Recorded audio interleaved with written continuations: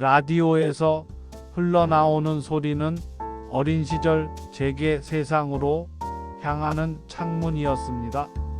서울에는 전차가 다니고 밤거리는 불빛으로 가득 차 있다. 그 말만으로도 가슴이 쿵쾅거렸습니다. 흙집과 호롱불 속에서 살던 저에게 서울은 꿈의 도시 아니 다른 세상이었습니다. 그러던 어느 날 아버지가 말했습니다. 이제 우리도 서울로 간다. 순간 심장이 멎는 듯 했습니다.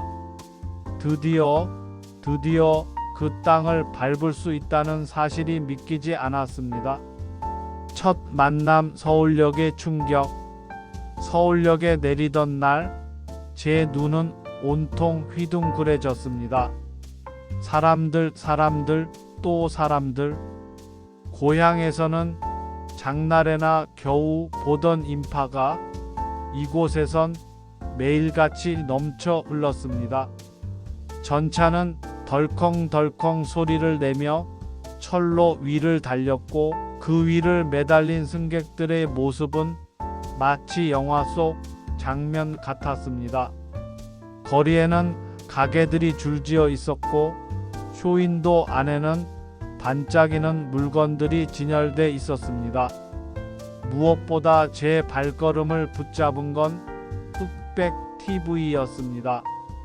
유리창 너머 작은 화면 속에서 배우들이 대사를 주고받고 뉴스 아나운서가 세상을 전하고 있었습니다. 사람들이 몰려들어 숨죽여 그 화면을 바라보던 모습.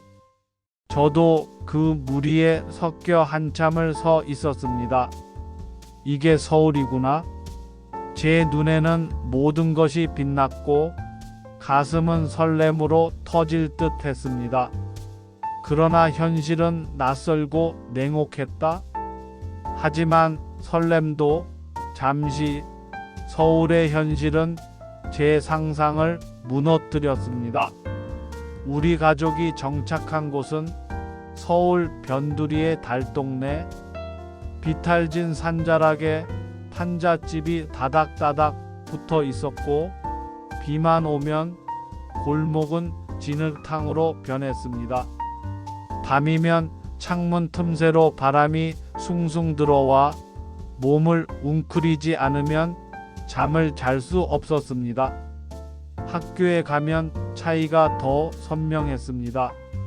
깔끔한 교복에 윤이 나는 가방을 든 아이들이 있는가 하면 저처럼 낡은 옷에 해진 가방을 맨 아이들도 있었습니다.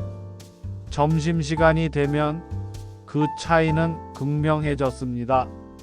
양은 도시락을 꺼내는 아이들 사이에서 저는 빈손으로 고개를 숙여야 했습니다. 옆자리 친구가 슬며시 김치 한 조각을 건네줄 때면 그 짠맛이 왜 그렇게 눈물겹던지요. 서울은 꿈의 도시였지만 동시에 제게는 견디기 힘든 차별과 배고픔의 공간이기도 했습니다. 선택의 기로 공부냐 생계냐. 아버지는 늘 한마디만 했습니다. 공부해라. 남자는 머리로 사람 구실을 해야 한다. 하지만 집안 형편은 공부할 여유를 허락하지 않았습니다. 아버지 월급만으로는 7 식구를 먹여 살리기 버거웠습니다. 그래서 저는 신문 배달, 시장짐 나르기, 공사판 망 노동까지 안 해본 일이 없었습니다.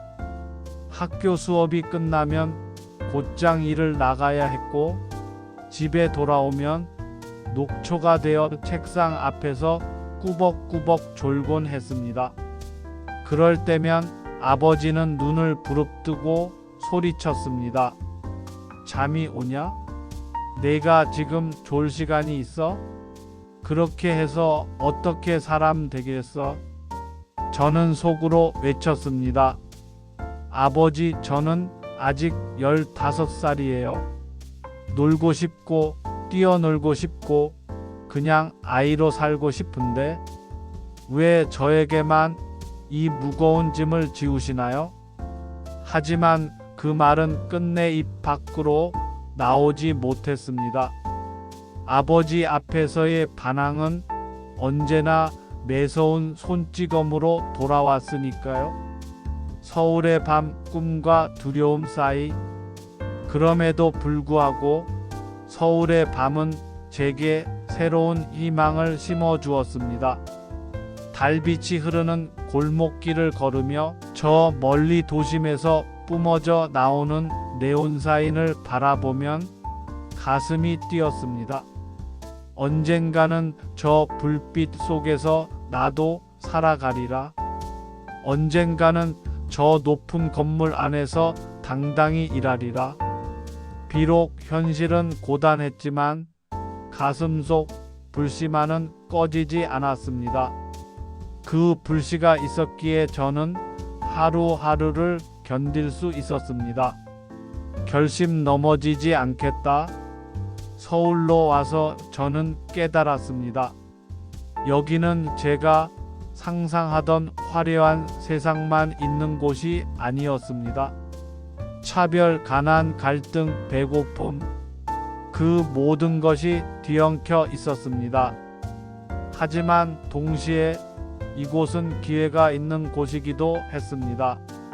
라디오에서만 듣던 세상, 책에서만 보던 미래가 제 눈앞에 있었으니까요.